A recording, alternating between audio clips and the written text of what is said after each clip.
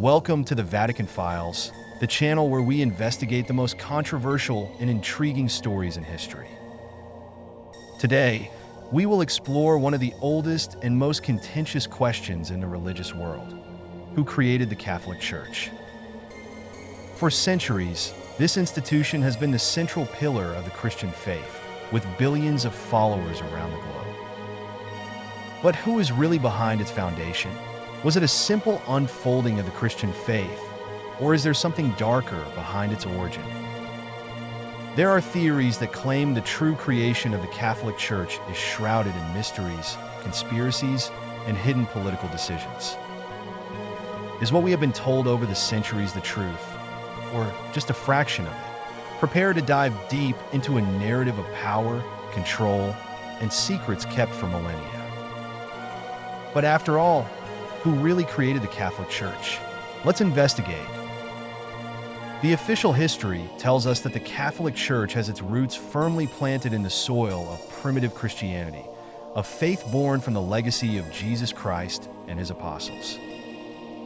After the crucifixion of Jesus, his disciples spread his teachings throughout the Roman Empire, facing brutal persecutions and constant challenges.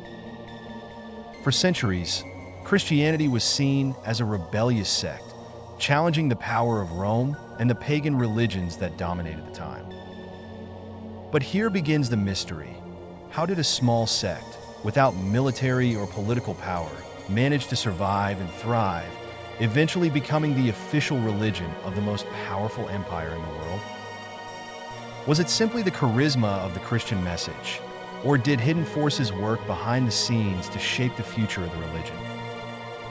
One of the most important figures in this process was Emperor Constantine, whose role in consolidating the Catholic Church remains shrouded in controversy. Before his rise, Christianity was fragmented into various sects and interpretations. Many theologians and historians believe that Constantine saw in the Christian faith an opportunity. By uniting the empire under a single religion, he could strengthen his control over the vast and turbulent provinces of Rome. Constantine was not just an emperor, he was a skilled political strategist. As the Council of Nicaea consolidated the official doctrine of the Church, many believe that there were forces far more powerful than Emperor Constantine involved in the formation of the Catholic Church. For some conspiracy theorists, the rise of the Church as an organized institution was not merely the result of a visionary emperor, but of hidden influences working behind the scenes, shaping history according to their own interests. According to these theories, even before Christianity was established, secret societies and mysterious orders were already operating in the shadows. The idea that Christianity was used as a tool of power to unify the Roman Empire raises the hypothesis that there existed a network of influences external to the Church, involving not only political figures but also secret groups seeking to control the fate of the empire. And consequently, the course of Western history. These groups, some say, would be precursors to societies that would later stand out in history, such as the Templars and even the Illuminati. But the connections between these societies and the Church begin long before its rise to power. Apocryphal documents and hidden writings suggest that original Christianity contained esoteric elements, derived from earlier mystical traditions, such as Gnosticism and the worship of pagan myths. However, these ideas were suppressed at the Council of Nicaea, where the doctrines more convenient for imperial control were chosen to form the basis of Christianity. Moreover, there is evidence that certain rituals and symbols used by the Church throughout the centuries have pre-Christian origins, raising the question: was the Christian faith adapted and shaped by these hidden forces to serve a greater and darker purpose? Some historians point to the use of ancient symbols, such as the cross itself, which is said to have been used long before Christianity emerged, in pagan rituals associated with power and death. Is it possible that Christianity, as we know it, is a transformed version of much older beliefs? Proponents of these theories suggest that the creation of the Catholic Church was, in part, an effort to eliminate the more dangerous branches of primitive Christianity. Doctrines that emphasized spiritual autonomy and direct connection with the divine were suppressed, while the church became the sole intermediary between God and men. This consolidated not only the religious power, but also the political power of the institution. One of the greatest mysteries surrounding the creation of the church is related to the disappearance of certain ancient texts. As the Catholic Church established itself as the principal spiritual authority of the Western world, its relationship with temporal power, the rulers and aristocracy, became increasingly complex. One of the main characteristics of this relationship was the use of religion as a mechanism of social control. For some conspiracy theorists, Christianity was not merely adopted by emperors and monarchs. It was shaped to reinforce their power and ensure the submission of the masses.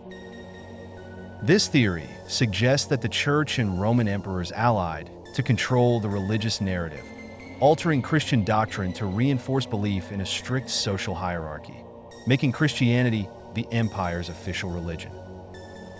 With the emperor, or later the Pope, at the top, legitimized by God. One of the most emblematic episodes of this alliance between church and state was the so-called donation of Constantine.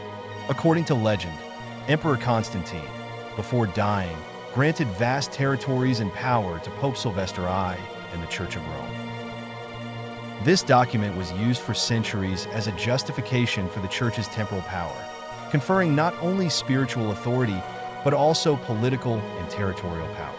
However, centuries later, during the Renaissance, the document was revealed to be a forgery. But if it was false, who created this document and for what purpose?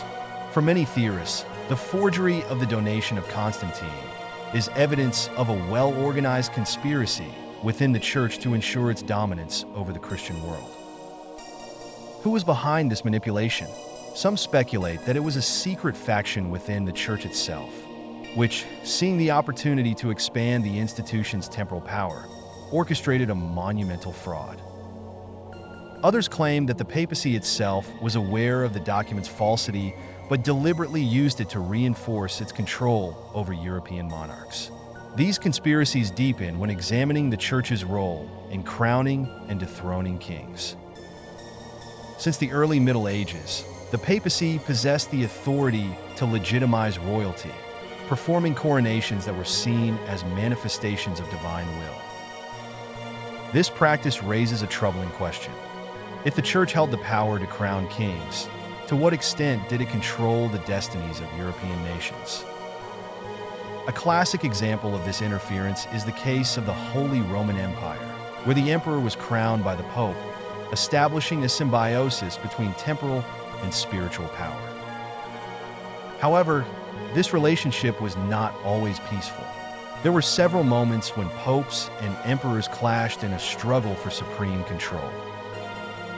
One of the most famous examples was the investiture controversy in the 11th century, when Pope Gregory VII excommunicated Emperor Henry IV, forcing him to submit to papal power in the famous episode of the Walk to Canossa. But could these disputes have been part of a larger conspiracy? There are theories that claim these struggles between popes and emperors were, in many cases, political performances to keep the population submissive and distracted from the true mechanisms of power. According to this view, both the Church and the monarchs secretly collaborated, each playing their role in maintaining a social order that ensured their interests. Proponents of this theory suggest that the Church concealed many texts and knowledge that could have altered the course of history. Heretical manuscripts, scientific works that contradicted the Church's view, and even philosophical writings that challenged the established hierarchy were systematically destroyed or suppressed. One of the most well-known examples is the case of Galileo Galilei, who, upon proposing a heliocentric view of the universe, was condemned by the Inquisition.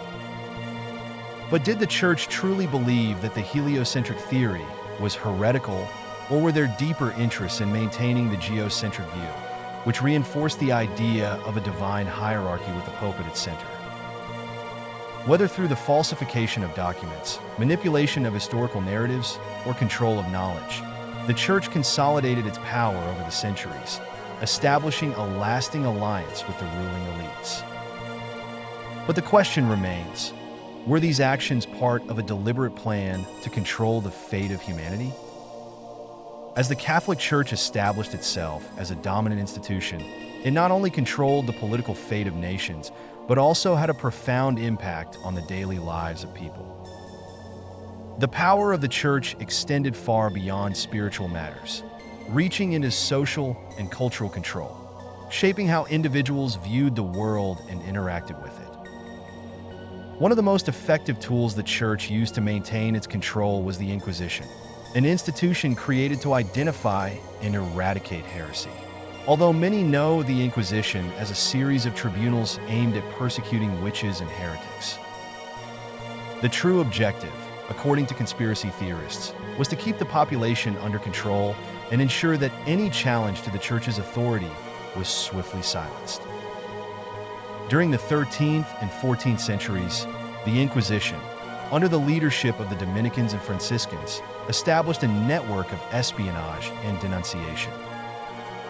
Through often brutal trials, individuals were forced to confess to crimes they had not committed, with physical and psychological torture used to obtain these confessions.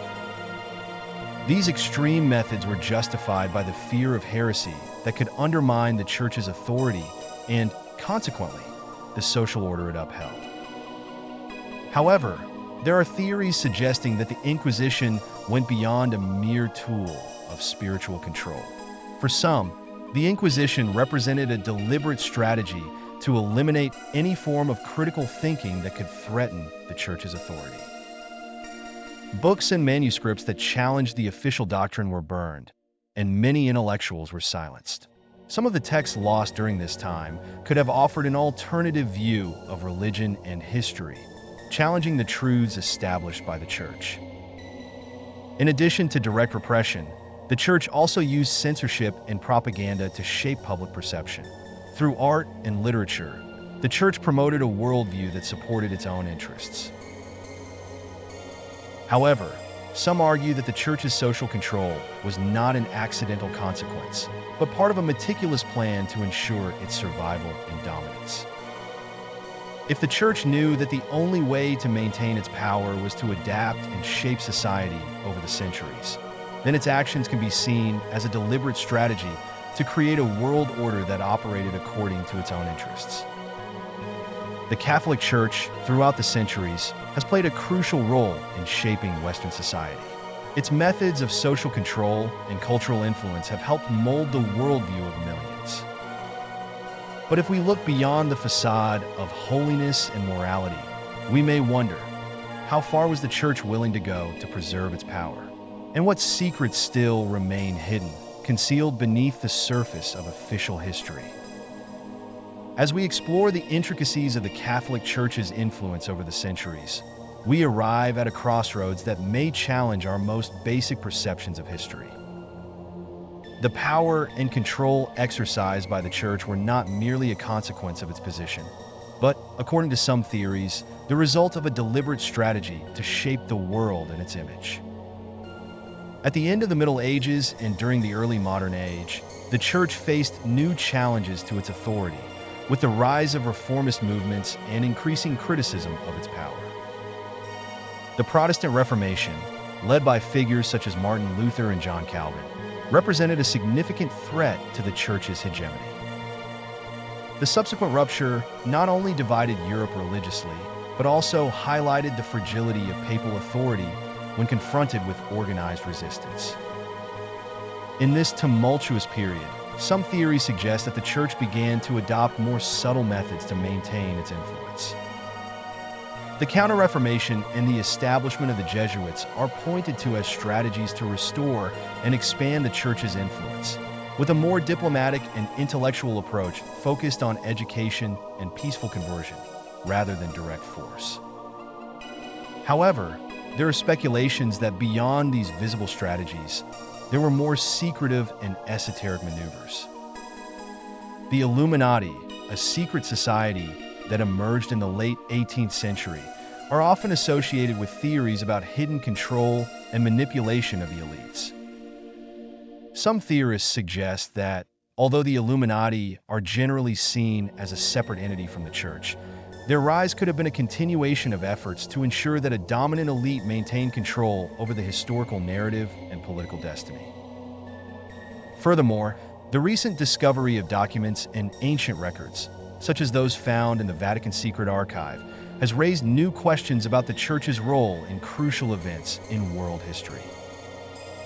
These documents, long considered inaccessible, may contain evidence that challenges established historical narratives and reveals a web of control and manipulation that extends to the present day. Share your thoughts and theories in the comments below. What do you think about the influence of the Church throughout history? Do you believe there are more hidden truths waiting to be discovered? Don't forget to subscribe to the Vatican Files channel for more stories and theories that challenge the conventional. Thank you for staying with us. The mystery continues, and the quest for truth never ends. Stay tuned for more revelations, and keep questioning the world around you. Until next time.